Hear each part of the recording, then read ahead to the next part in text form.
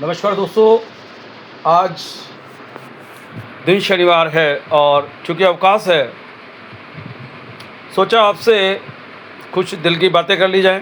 मन की बात करने की तो हमारी औकात नहीं है, हस्ती नहीं है, हैसियत नहीं है और मन की बात हम आपसे कर नहीं सकते दोस्तों। चलिए मुद्दे पे आते हैं। जैसा कि एक संज्ञान में आया है, आपके भी नॉलेज में आया होगा एक मैटर। हिंदुस्तान में हैदराबाद में एक स्कूल में बच्चों के स्कूल के अंदर उस मैनेजमेंट ने ऑड इवन का फार्मूला लागू किया है दोस्तों। हिंदुस्तान में ऑड इवन कब आया, ये आपको भी जानकारी में है, मेरी भी जानकारी में है दोस्तों।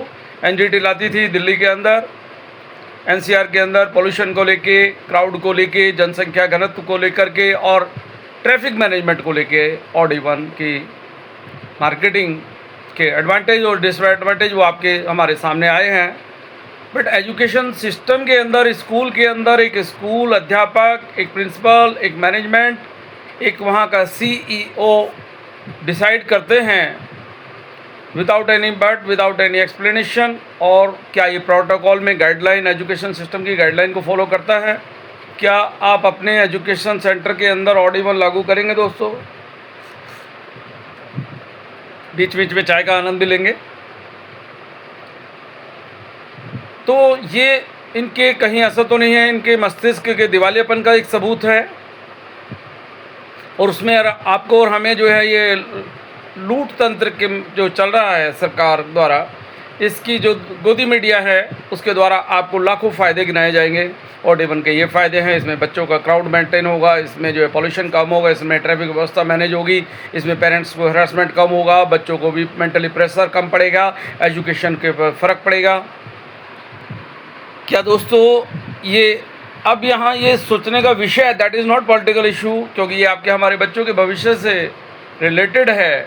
और हमारे बच्चों के जो भविष्य है, आपके हमारे बच्चों का, हिंदुस्तान के बच्चों का, उसकी दशा और दिशा को ये अग्रसर करेगा एक एंगल की तरफ। इसमें हम कोई पॉलिटिकली बात नहीं करेंगे, सिर्फ ये जानना चाहेगी देश की जनता कि आखिरकार हिंदुस्तान के माता पिता और वो पेरेंट्स, वो बच्चे, वो गार्जियन, वो बुज़ुर्ग, क्या एजुकेशन सेंटर के ऊपर भी ऑड इवन फार्मूला लागू होगा और वो फॉलो होगा? उसमें इन्होंने रीज़न बताए हैं कि बच्चों के क्राउड ज़्यादा था, एक दिन लड़कियां आएंगी, एक दिन लड़के आएंगे। अब लड़के आएंगे तो लड़कियां शॉर्ट पड़ेंगी, अब लड़कियां आएंगी तो लड़के शॉर्ट पड़ेंगे। इस तरह से स्कूल मैनेजमेंट ने डिसाइड किया है। बट क्या इससे पहले जो ये मैनेजमेंट है बच्चों का एडमिशन कर रहा था, जब उनके स्कूल की कैपेसिटी 700 थी तो उन्होंने 1400 क्यों कर लिया, 1300 क्यों कर लिया, 1000 क्यों कर लिए बच्चों के एडमिशन? दोस्तों सोचिए, समझिए और विचार कीजिए कि आखिरकार ये लूट तंत्र में डबल इंजन, ट्रिपल इंजन की जो सरकार की नाक के नीचे ये जो इस तरह के गेम प्लान करके डिस्प्ले करे जाते हैं, कहीं ऐसा तो नहीं आपके हमारे दिमाग को भ्रमित करके, डाइवर्ट करके, तमाम हज़ारों इशुओं से हटा करके इस तरह के मुद्दों ये हमारे को डिस्प्ले कर रहे हैं? या ये एजुकेशन सिस्टम कठपुतली बन चुका है लूट तंत्र का? सोचिए, समझिए और विचार कीजिए।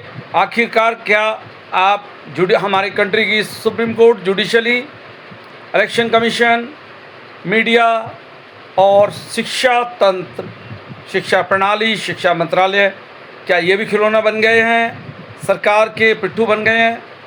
ऐसा कब तक चलेगा दोस्तों? आखिरकार मेरे दोस्त, आप दोस्तों सोचिए, समझिए कि मानो छोटे मोटे डिपार्टमेंट केंद्र सरकार के अधीन काम करते हैं, कुछ सेंट्रल गवर्नमेंट के अधीन करते हैं, कुछ स्टेट गवर्नमेंट के अधीन करते हैं। सरकारी कर्मचारियों की कुछ मजबूरी हो सकती है दोस्तों, बट क्या मेरा देश इस तरह से विश्वगुरु बनेगा? क्या हम वास्तव में विश्वगुरु बनने की ओर अग्रसर हैं, या जिस पायदान पर हम मौजूद थे उससे भी नीचे स्तर पर पहुंचने की हमें आउट ऑफ ट्रैक करने की कोशिश कर रही है कुछ तथाकथित नेता लोग? सोचिए, समझिए और विचार कीजिए। मैं हर मुद्दे को विश्वगुरु से, अजय भाई बिष्ट जी से, माननीय मोटा भाई जी से और तमाम शासनिक प्रशासनिक अधिकारियों को दोष देते हुए मैं हर मुद्दे को मूव नहीं करूंगा दोस्तों, क्योंकि हर हिंदुस्तान की हर परेशानी की जो जिम्मेवारी है वो अजय सिंह बिष्ट जी, मोटा भाई जी, राजनाथ सिंह जी, डबल इंजन सरकार, ट्रिपल इंजन सरकार, या तमाम मंत्रालय, तमाम शासनिक प्रशासनिक अधिकारियों की ही जिम्मेवारी नहीं है। कुछ जिम्मेवारी दोस्तों आपके और हमारी भी बनती है। नैतिकता के आधार पर क्या हम और आप अपने बच्चों के भविष्य के साथ भी सीरियस न हो पाएंगे या नहीं हो पाएंगे। थैंक यू वेरी मच मुझे झेलने के लिए, मुझे सुनने के लिए और मेरे लोकतंत्र में जो मुझे अधिकार दिया है अपनी बात रखने का, सभ्यता, शालीनता और मर्यादा के साथ, शिष्टाचार, बड़े स्वीटली वर्ड्स के साथ मैं चाहूँगा कि आप मुझे झेलते रहें। और चूँकि ये लीक से हटके मैंने वीडियो बनाई है, अभी जहन में मुद्दा आया था, मैंने कहा यार ये तो बड़ा क्रिटिकल विषय है, प्लीज़ मैं संजीव कौशिक अपने शब्दों को यहीं ब्रेक दूंगा। और चाय का आनंद लेते हुए मैं चाहूँगा किसी दिन आप हमारे नंदगांव में सादर आमंत्रित हैं, मेरे चाहने वाले, मेरे फॉलोअर्स, मेरे प्यारे, और ख़ास तौर से वो लोग जो मुझे प्यार नहीं करते लेकिन दिल से चाहते हैं थोड़ा सा। आप लोग कभी आइए सैटरडे के दिन और चाय का आनंद लीजिए। Thank you so much.